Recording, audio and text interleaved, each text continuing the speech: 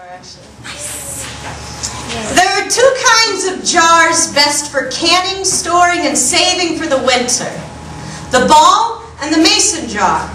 My mother prefers the mason, a jar that reminds her how hardworking, honest hands build a foundation, and a jar that won't remind my father of Ball State, the university where they had sent me for the 3 semesters of education they could afford. They saved 18 years for it, and I was 75 credits short of a degree. The truth, it is a stubborn thing. Stubborn as summer starts soil and sheets clinging together on the line. Stubborn as an 8-year-old me. I refused to speak for years. Didn't have any friends. Or maybe I just spoke too much boy.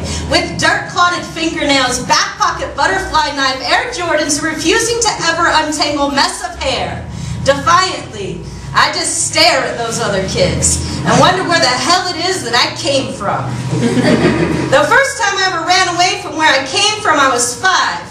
Had escaped on my banana seat bicycle in the morning's breath. The fog still thick and rising. Mr. Timberly had already taken to his waving post outside the grocery, the one with the wooden floors. 2 aisles of product and a line of credit that reaches to the Kentucky border, where the big city radio and 10 o'clock news stations observe daylight savings. But we never did.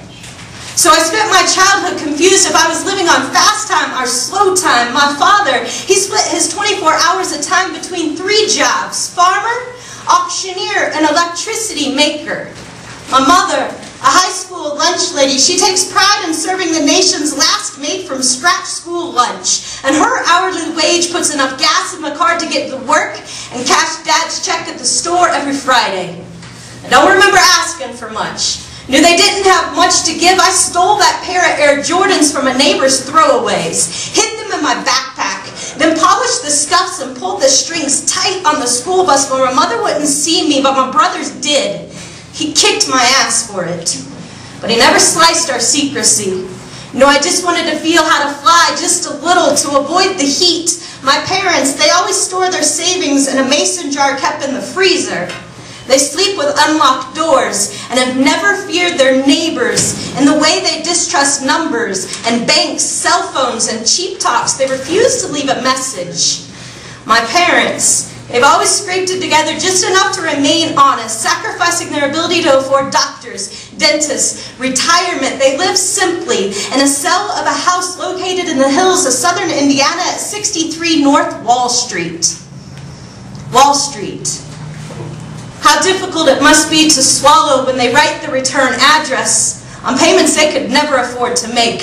Thinking about that other street and what sacrifices those bankers have made out of a farmer, a school lunch lady, janitor, beautician, gas station clerk, security guard, auctioneer, Vietnam vet, teacher, mother, family. My family lives at 63 North Wall Street.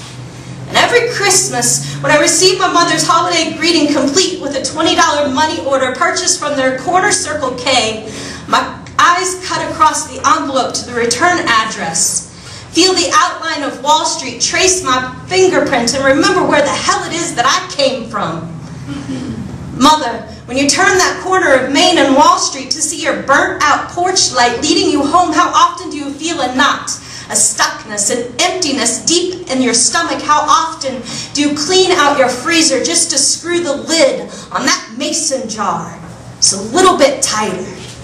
Thank you.